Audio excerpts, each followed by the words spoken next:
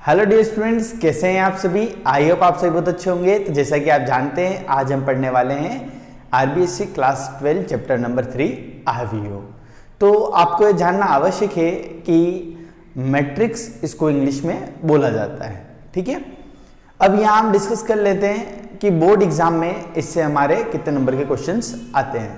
तो आप ये ध्यान रखना, इससे हमारे 3 नंबर का वेटेज एग्जाम में रहता है, और जिसमें भी अगर पुराने पेपर को देखा जाए तो इससे 1 नंबर का एक क्वेश्चन आता है और एक क्वेश्चन आता है 2 नंबर का। मतलब टोटल इससे 2 क्वेश्चन आते हैं और टोटल क्वेश्चन नंबर हो जाएंगे हमारे 3। तो हम सबसे पहले आव्यूह की डेफिनेशन पर डिस्कस कर लेते हैं, आव्यूह की परिभाषा क्या होती है। तो जैसे कि देखो, मैंने बोर्ड पे लिख रखा है आव्यूह की परिभाषा, कुछ राशियों या कुछ संख्याओं को पंक्तियों तथा स्तंभों के आयताकार या वर्गाकार विन्यास में लिखा जाना आव्यूह कहलाता है। जैसे कि मैं आपको एग्जांपल देके समझाता हूं, तो आप इधर ध्यान से देखिएगा। जैसे देखिए, मैंने कुछ नंबर्स लिए, एक ले लिया 2, एक ले लिया 1, एक ले लिया 5, एक ले लिया 6, एक ले लिया 7, एक ले लिया 8। तो आप देखिए, इन सारे नंबर्स को मैंने इस तरीके से लिखा है, इन सारी संख्याओं को मैंने इस तरीके से लिखा है कि ये सब मिलके हमारा एक आयताकार विन्यास बना रहे हैं, मतलब आयत बना रहे हैं। पता है ना आयत क्या होता है? देखो, एक क्या बना रहे हैं? आयत। ठीक है, पता चल रहा है ना? देख के थोड़ा सा मैं बता देता हूं आपको, इसको देख के आपको पता चल रहा होगा ये क्या हो रहा है, एक आयत बना रहे हैं। तो जब कुछ संख्या है, ठीक है, या कुछ राशियां भी हुई होती है, संख्याएं मिलकर हमारा आयताकार या वर्गाकार विन्यास बनाए तो वो क्या होता है? आव्यूह होता है। अब ये तो हमें समझ में गया विन्यास। ठीक है, अब हम सेकंड बात समझते हैं पंक्तियों तथा स्तंभों के। तो जो आड़ी आड़ी जो हमारी ये होगी पंक्तियां होती है, ठीक है, जैसे कि ये हमारी क्या हो गई? R1, ये R2, ये R3। आप सोचेंगे पंक्ति है तो मैंने R1, R2, R3 क्यों लिखा? तो पंक्ति को इंग्लिश में बोला जाता है रो। ठीक है, तो ये क्या हो गया हमारी? First row, second row, third row. समझ में आ गया? अब नेक्स्ट समझते स्तंभ क्या होते हैं। तो आपको ये ध्यान देना है, स्तंभ को इंग्लिश में बोलते हैं कॉलम। ठीक है, और कॉलम होते हैं ये खड़े वाले। तो ये हमारा हो गया C1 और ये क्या हो गया? C2। ठीक है, तो आपको पता चल गया पंक्ति क्या होती है, स्तंभ क्या होती है, आयताकार विन्यास क्या होता है। अब यहां सबसे इंपॉर्टेंट बात कि आप मैट्रिक्स को डिनोट किस तरीके से करेंगे। जैसे कि ये तो मैं सिर्फ समझा रहा था आपको, हमेशा ध्यान रखना मैट्रिक्स का जो नाम होता है वो हमेशा हमारे इंग्लिश अल्फाबेट का कैपिटल अल्फाबेट होता है। ध्यान रखना, स्मॉल नहीं, कैपिटल, या तो ABCD जो भी होगा वो कैपिटल। और मैट्रिक्स को हमेशा क्या करेंगे हम, या तो इस बड़े वाले ब्रैकेट में लिखेंगे। वैसे तो हमारी बुक में सारे बड़े ब्रैकेट ही है, लेकिन कभी कभी ऐसे भी लिखा जा सकता है 2 1 5 6 7 8। ठीक है, ये भी मैट्रिक्स को डिनोट करेगा और ये भी मैट्रिक्स को डिनोट करेगा। कभी कभी ऐसा भी लिखा जा सकता है। ठीक है, 2 1 5 6 7 8।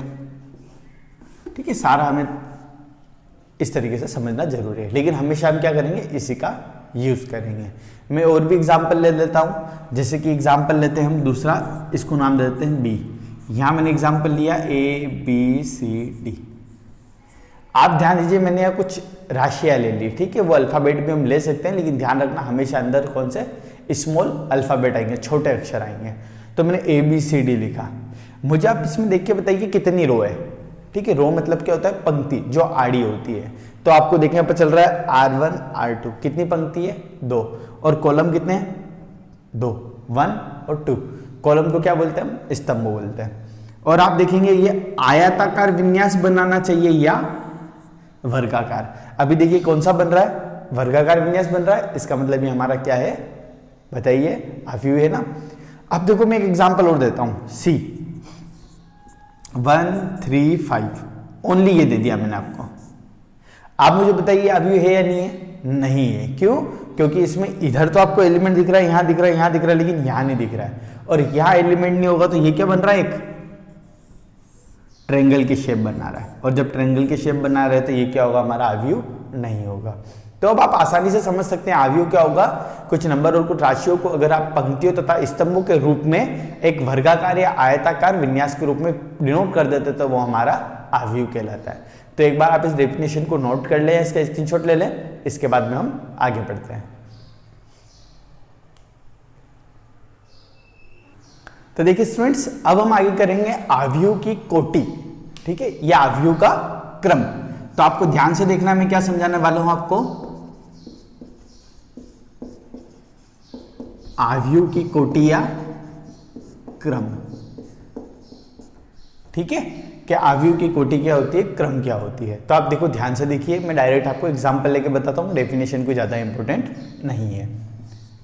जैसे कि मैंने यहां पे फर्स्ट क्वेश्चन लिया, एक आव्यूह ले लिया मैंने 3 1 5 6, ठीक है। सेकंड एक और आव्यूह ले लिया ABCDEF,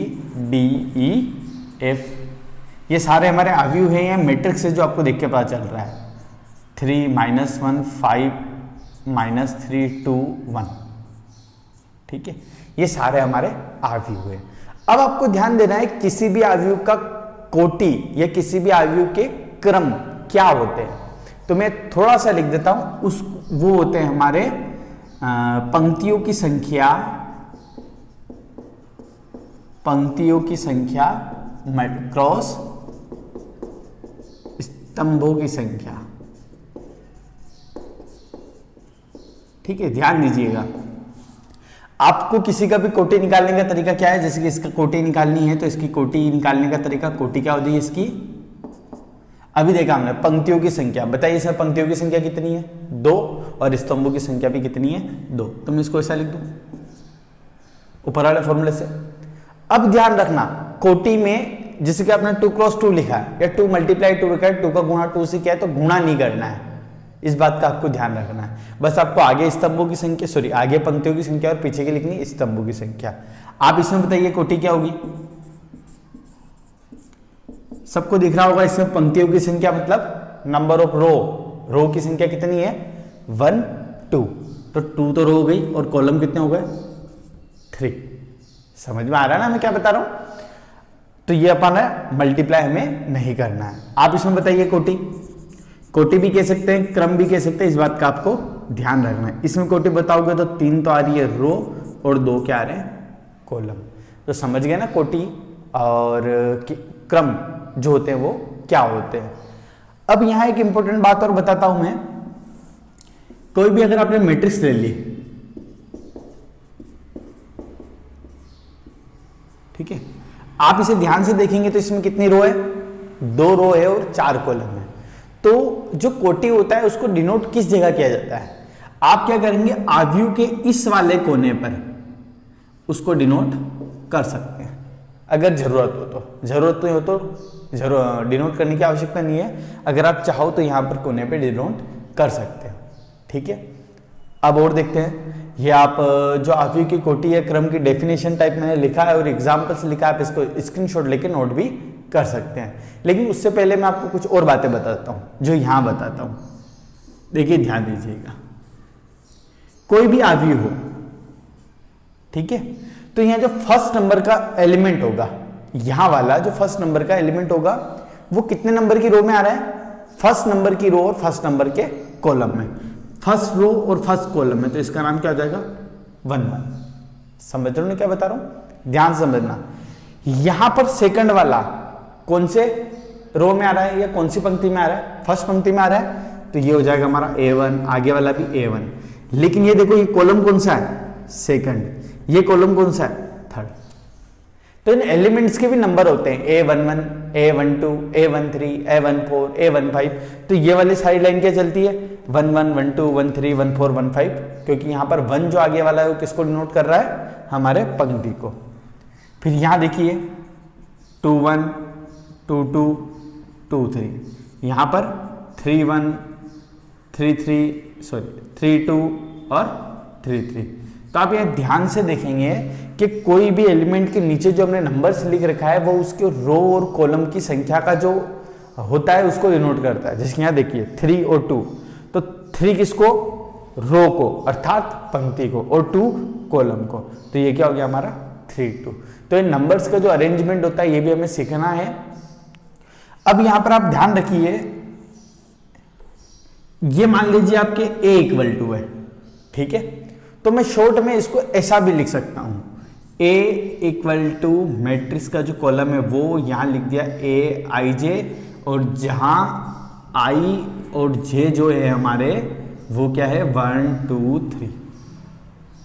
देखिए एक बार आई जे को किस किस को वैल्यू ले रहे हैं 1 1 1 1 2 1 3, मतलब 1 से 3 की जितनी भी वैल्यू है, जितनी भी पॉसिबिलिटीज है सारी बन जाएगी। तो आप इसको इस तरीके से भी डिनोट कर सकते हैं, ये हमें समझना जरूरी है। समझ में आया ना स्टूडेंट्स? तो हमने इसमें दो बातें सीखी है, एक तो अवयव की कोटि या क्रम, एक है किस तरीके से डिनोट किया जाता है। तो एक बार आप इसको नोट कर लीजिए, इसके बाद में हम अवयव के प्रकार करते हैं कि अवयव कितने प्रकार के होते हैं, और सारों की डेफिनेशन के साथ में एग्जाम्पल समझेंगे। तो आप वीडियो को लास्ट तक हमारे साथ देखिए। अवयव का कोई भी क्वेश्चन आता है तो ये ध्यान रखना, आप तभी कर पाएंगे जब आपका इंट्रोडक्शन अच्छे से आता है, या अवयव को आप अच्छी तरीके से जानते हो, है ना। तो एक बार इसको नोट कर लीजिए। तो देखिए स्टूडेंट्स, नेक्स्ट हम स्टार्ट करने वाले हैं अवयव के प्रकार। वैसे तो बहुत सारे प्रकार होते हैं, अभी मैंने बोर्ड पे आपके सामने 3 लिख रखे हैं, इनके होने के बाद हम आगे पढ़ेंगे। तो आप सबसे पहले देखिए पंक्ति अवयव, इसके नाम से पता चल रहा है पंक्ति अवयव मतलब ओनली और ओनली वन इसकी पंक्ति होनी चाहिए, मतलब इसमें सिर्फ एक पंक्ति हो। तो हम यहां लिख देते हैं ऐसा अवयव, कैसा अवयव? ऐसा अवयव जिसमें एक पंक्ति हो, एक पंक्ति हो। समझ गए ना? पंक्ति अवयव की सिंपल से डेफिनेशन है, और इस बात का ध्यान रखें डेफिनेशन हमारा इंपोर्टेंट नहीं है, हमें अब इसका कॉन्सेप्ट आना चाहिए, ठीक है। अब इसका एग्जाम्पल लेते हैं हम, ये इसका उदाहरण लेते हैं। जैसे आप देखिए मैंने एक मैट्रिक्स दी, यहां पे दे दिया 1 3 5। मुझे आप इसको देख के बताइए इसका ऑर्डर कितना है या कोटि कितनी है, आपको देख के पता चल रहा है क्या? तो जिन जिन ने इसकी कोटि ये देखी कितनी 1 × 3, वो बिल्कुल सही है। ध्यान रखना इसमें, देखो जो पंक्ति है वो कितनी है? एक है, और आगे क्या लिखते हैं हम? पंक्ति। पंक्ति को इंग्लिश में बोला जाता है रो, इसका भी हमें ध्यान रखना है। कॉलम देखो, एक कॉलम, 2 कॉलम, 3 कॉलम। कॉलम मतलब स्तंभ, कितने? 3। अभी हमने डेफिनेशन दी पंक्ति कितनी? एक होनी चाहिए, तो यहां पे देखिए पंक्तियों की संख्या कितनी है? 1। तो आप समझ चुके होंगे। यहां पर एक थोड़ा सा डिनोटर कर लेते हैं क्रम या कोटि। इसकी कोटि क्या होती है? पंक्ति की कोटि हमेशा क्या होगी? 1 × n, मतलब फिक्स है कि जो पंक्तियों की संख्या है वो तो है 1, और जो बदलेगा या परिवर्तनशील होगा वो कौन होगा? पीछे वाला, मतलब हमारे यहां पर स्तंभों की संख्या। स्तंभों की संख्या कुछ भी हो सकती है।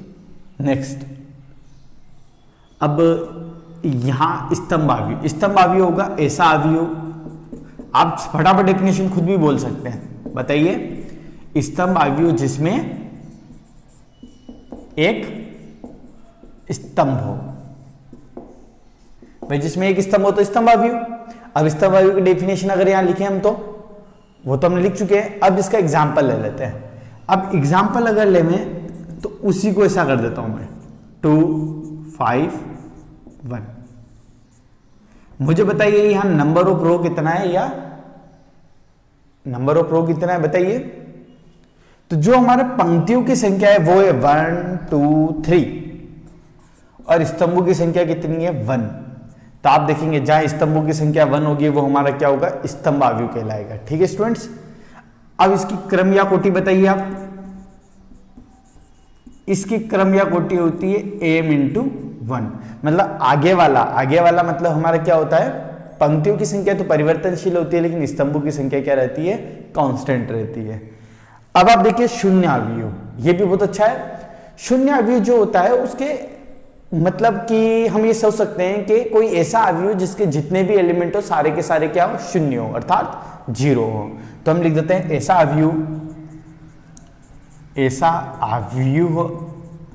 जिसके सारे अवयव शून्य हो, ठीक है स्टूडेंट्स। देखिए मैं लिख के बताता हूं।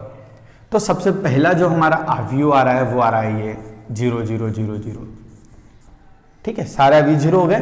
सेकंड 0 0 0 0 0 0, सारे एलिमेंट 0 हो गए। थर्ड सिर्फ ये इसकी कोटि कितनी है? 1 × 1 अवयव है ना ये, इसके सारे एलिमेंट 0 है। सारे मतलब एक है, कोई दिक्कत नहीं, लेकिन है तो सभी 0 है ना ये। तो हमारा शून्य अवयव क्या होता है हम समझ गए। अब यहां पर आपको ध्यान देना है कि शून्य अवयव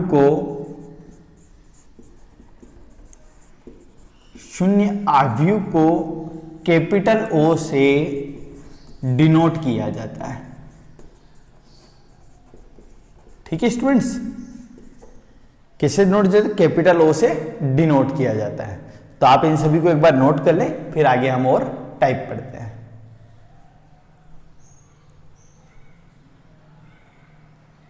देखिए स्टूडेंट्स, नेक्स्ट टाइप मैंने लिखा आपके सामने वर्ग अवयव। वर्ग अवयव क्या होता है? वैसे नाम से पता चल रहा है, जिसमें आपके वर्ग बने। वर्ग कब बनता है? जब नंबर ऑफ रो और नंबर ऑफ कॉलम सेम हो, मतलब स्तंभों की संख्या पंक्तियों की संख्या क्या अगर इक्वल हो तो वो हमारा क्या कहलाएगा? वर्ग अवयव। तो सिंपल सी डेफिनेशन मिल रही है, क्या मिल रही है हमको?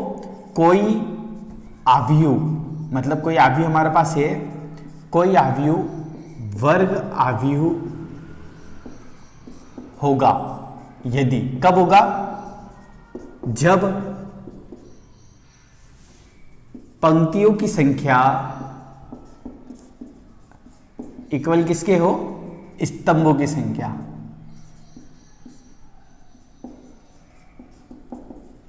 ठीक है, बिल्कुल सिंपल डेफिनेशन है, नाम से पता चल रहा है। वर्ग अवयव मतलब स्तंभ और पंक्तियों की संख्या अगर सेम हो तो उसको वर्ग अवयव बोलेंगे। अब ले लेते हैं हम एग्जाम्पल, जैसे कि मैंने ये एग्जाम्पल लिया 1 3 5 6। बताइए इसमें नंबर ऑफ रो और नंबर ऑफ कॉलम कितना है, मतलब स्तंभों की संख्या और पंक्तियों की संख्या कितनी है, या इसकी कोटि बताइए। कोटि 2 × 2 दिख रही है, तो जब आगे और पीछे वाला दोनों सेम है तो वो क्या होगा? हमारा वर्ग अवयव। और देखिए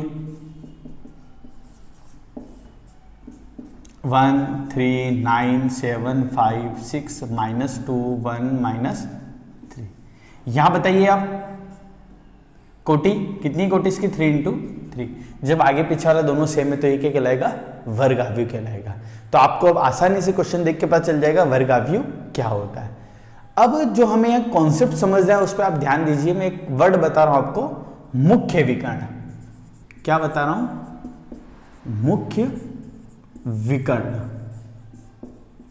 ठीक है, ये अवयव का प्रकार नहीं है, सिर्फ इस वर्ड को हमें समझना है मुख्य विकर्ण क्या होता है।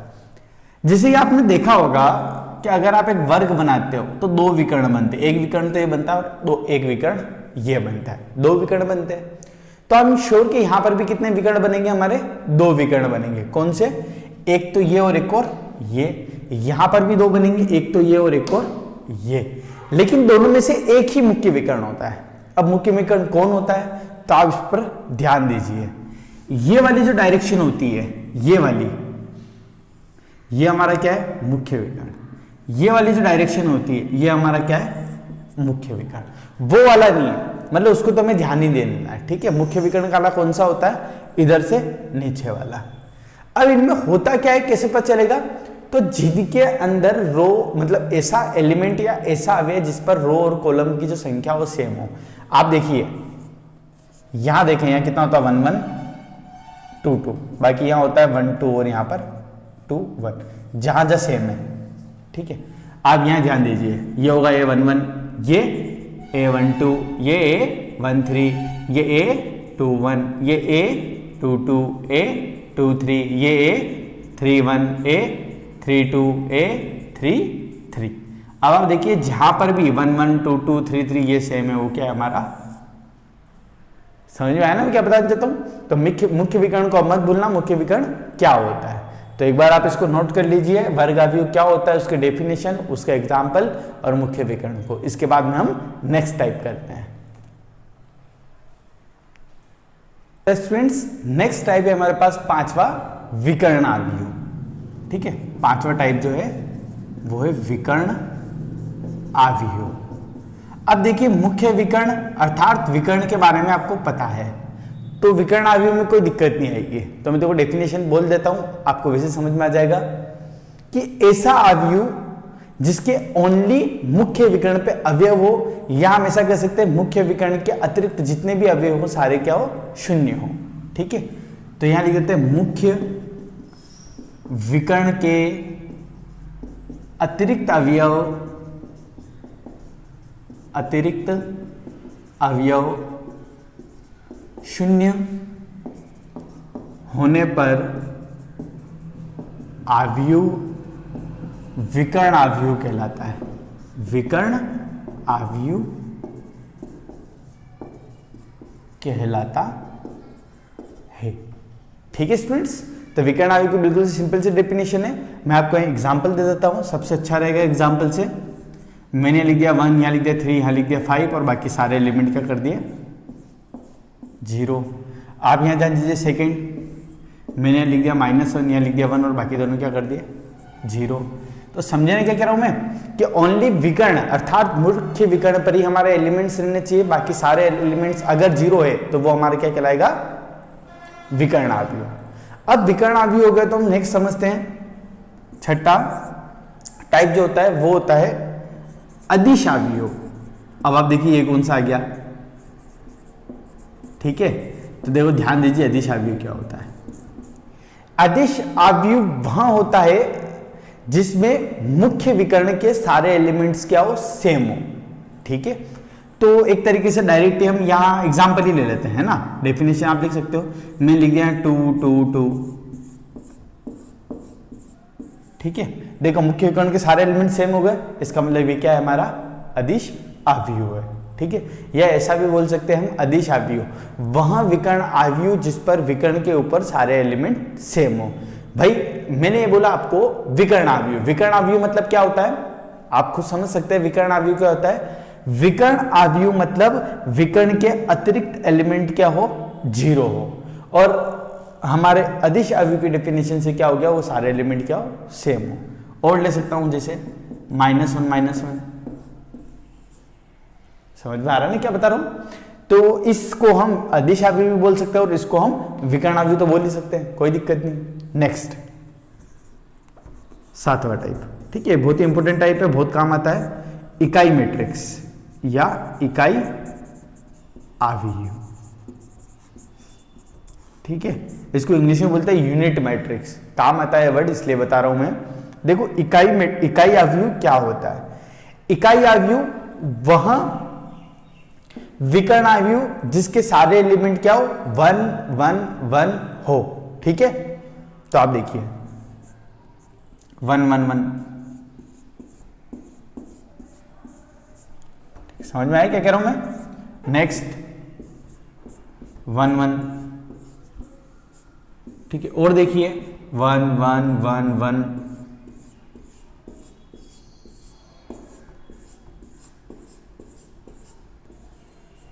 तो आपको सारा समझ में आएगा। सारे में देखो विकर्ण के ऊपर क्या है 1 1 1 1 1 1 1 1 1, तो ये सारे क्या कहलाते हैं हमारे विकर्ण आव्यूह कहलाते हैं। तो देखो अब आपको ये ध्यान देना है, इसकी जो कोटि है ऑर्डर है वो कितना है 3 × 3, इसकी 2 × 2, इसकी 4 × 4। तो इसको हम इस तरीके से डिनोट करते हैं, इसको करेंगे I3 से डिनोट, इसको I2 से और इसको I4 से। मतलब अगर मैंने 2 लिख दिया, I के नीचे 2 लिख दिया तो इसका मतलब वो 2 × 2 का है, 4 लिखने पर 4 × 4 का है और 3 लिखने पर 3 × 3 का है। I मतलब क्या हो गया हमारा यूनिट मैट्रिक्स या इकाई आव्यूह हो गया। ठीक है, तो आप इन सबको नोट कर सकते हैं, फिर हम एक टाइप और पढ़ते हैं, उसके बाद में हम आगे बढ़ते हैं। तो देखिए स्टूडेंट्स, अब हम पढ़ने वाले हैं नेक्स्ट टाइप जो हमारा त्रिभुजाकार आव्यूह। अब आप ये देखेंगे त्रिभुजाकार आव्यूह के भी 2 टाइप है, ऊपरी त्रिभुजाकार आव्यूह और निचला त्रिभुजाकार आव्यूह। आप ध्यान से देखिए, मैं आपको बता देता हूं, बिल्कुल सिंपल डेफिनेशन है। ऊपरी त्रिभुजाकार आव्यूह होता है जिसमें ऊपर त्रिभुज बने, ठीक है, और निचला त्रिभुजाकार आव्यूह क्या होगा जहां पर नीचे त्रिभुज बने। तो देखो मैं एग्जांपल देता हूं, पहले एग्जांपल दे रहा हूं फिर डेफिनेशन बताऊंगा, और मैं श्योर हूं कि आपको डेफिनेशन बोलते से ही याद हो जाएगी। देखिए जैसे कि मैंने यहां पर लिया, थोड़ा सा बड़ा लिख देते हैं इसको, यहां लिया मैंने 3 2 1 5 6 7 और यहां ले लिया 0 0 0।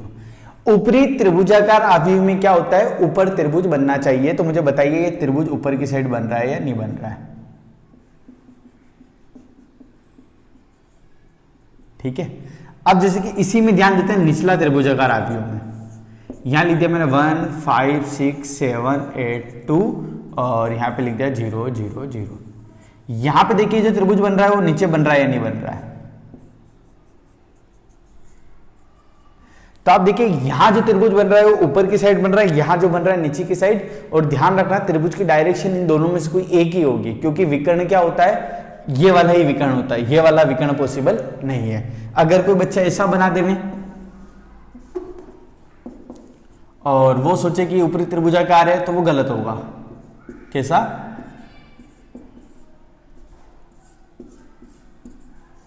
वो सोचे ऊपर बन रहा है ऊपरी त्रिभुजाकार, लेकिन ये गलत है। क्यों? क्योंकि विकर्ण कभी भी ये वाला नहीं होता है, हमेशा आव्यूह के अंदर विकर्ण एक ही होता है जिसको मुख्य विकर्ण बोलते हैं, और उसकी डायरेक्शन हमेशा क्या होता है, इस तरीके से। इधर आपके जो राइट साइड होगी, ठीक है, इधर आपकी जो लेफ्ट साइड होगी, लेफ्ट साइड से आपको नीचे की तरफ क्या करना है, राइट साइड की ओर जाना है। देखिए अब हम डिस्कस करते हैं ऊपरी त्रिभुजाकार आव्यूह की डेफिनेशन और निचला त्रिभुजाकार आव्यूह की डेफिनेशन। तो आप देखिए ऊपरी त्रिभुजाकार आव्यूह क्या होता है, मुख्य विकर्ण के नीचे के सारे एलिमेंट्स अगर जीरो हो तो उसको ऊपरी त्रिभुजाकार आव्यूह बोला जाता है। आप देखिए मुख्य विकर्ण के नीचे के जीरो मतलब त्रिभुज का बनेगा ऊपर, समझ में ना, डेफिनेशन थोड़ा सा आपको उल्टा याद रखना है। जब निचला त्रिभुजाकार आव्यूह है तो कौन से एलिमेंट जीरो होंगे, ऊपर वाले जीरो होंगे।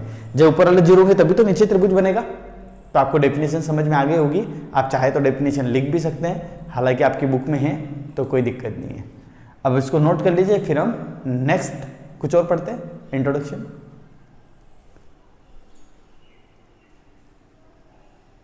तो देखिए नेक्स्ट मैंने टॉपिक लिया है समान आव्यूह, मतलब हमें देखना है दो आव्यूह समान कब होंगे, ठीक है, ये हमारे काम आएगा।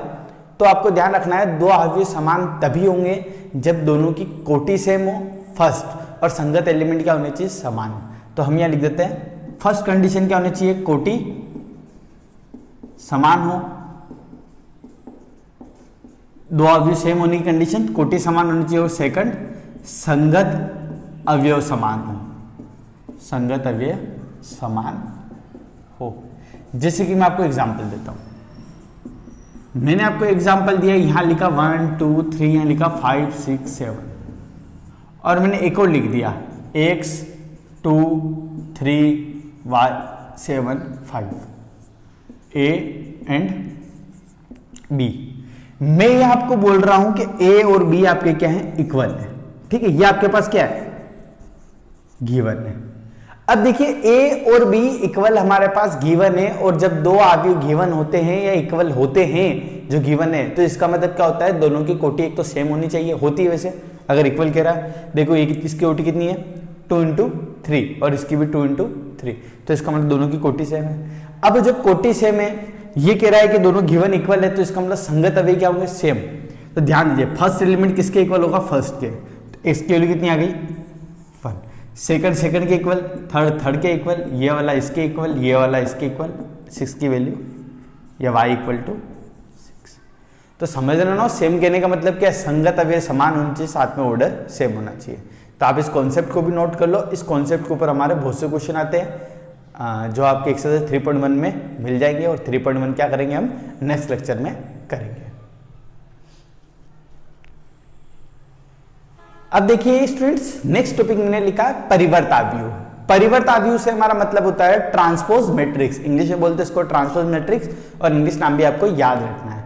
वैसे इंग्लिश नाम से पता चल रहा है ट्रांसपोज मतलब इंटरचेंज करना, ट्रांसफर करना होता है ना, जैसे ट्रांसपोज करना। तो यहां पर है कि अगर पंक्तियों को स्तंभों से और स्तंभों को पंक्तियों से बदल दिया जाए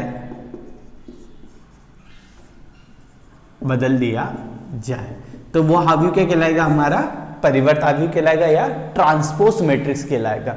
एग्जाम्पल के साथ करते हैं, आई एम श्योर आपको बहुत अच्छा समझ में आएगा। देखिए एग्जाम्पल लिया मैंने 1 3 5 6 7 8, ठीक है। हम यहां क्या करते हैं, पंक्ति को तो स्तंभ कर देते हैं, इस पंक्तियों को तो क्या कर देते हैं, स्तंभ।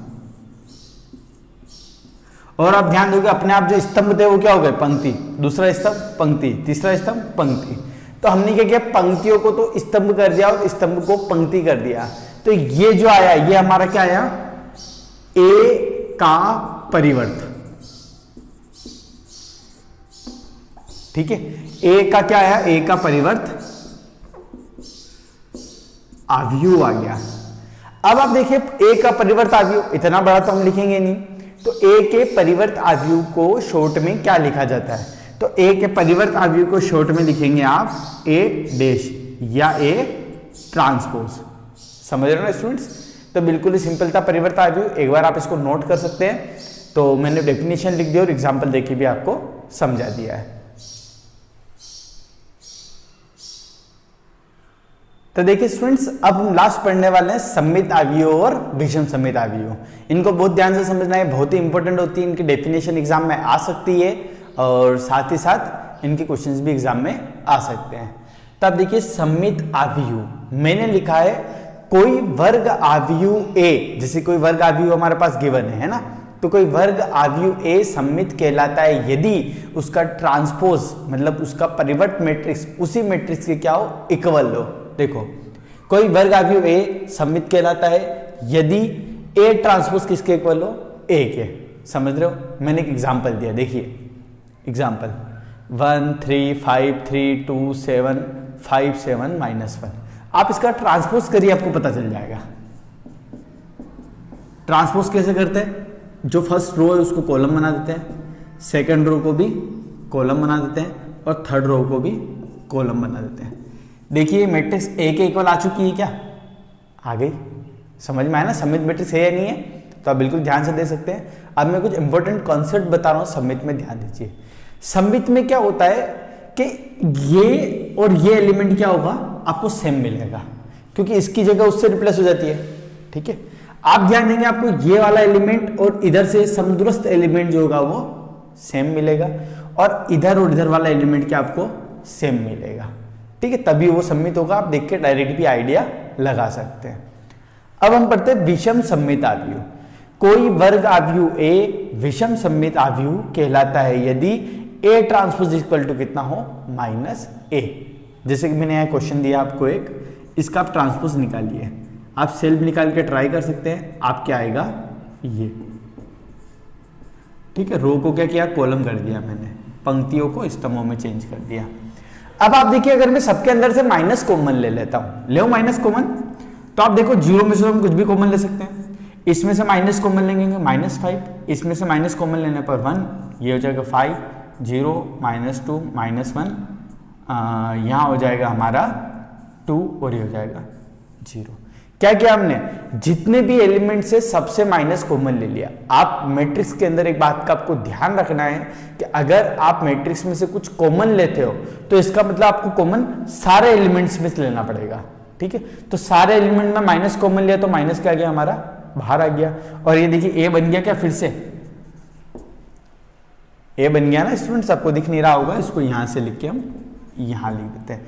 तो जब ए ट्रांसपोज इक्वल टू क्या हो जाता है, माइनस है, तो वो क्या कहलाता है, विषम सममित आव्यूह। अब विषम सममित आव्यूह में आपको एक बात नोट करना है, आप सेल्फ नोट कर लेना कि विषम सममित आव्यूह में मुख्य विकर्ण के अवयव हमेशा क्या होते हैं, शून्य होते हैं, 0 0 0। और वही इधर इधर सेम था, यहां सेम नहीं रहेगा। ये और ये होंगे अपोजिट साइन के, ये और इसके सामने वाला अपोजिट साइन का, ये और इसके सामने वाला अपोजिट साइन, एक माइनस होगा दूसरा प्लस होगा, तभी तो कॉमन आएगा। तो ठीक है, आप विषम सममित आव्यूह की डेफिनेशन भी नोट कर लें। इसके बाद में आपको मैं थोड़ा सा कॉन्सेप्ट और बता देता हूं, फिर आज के लिए क्लास हम खत्म करेंगे।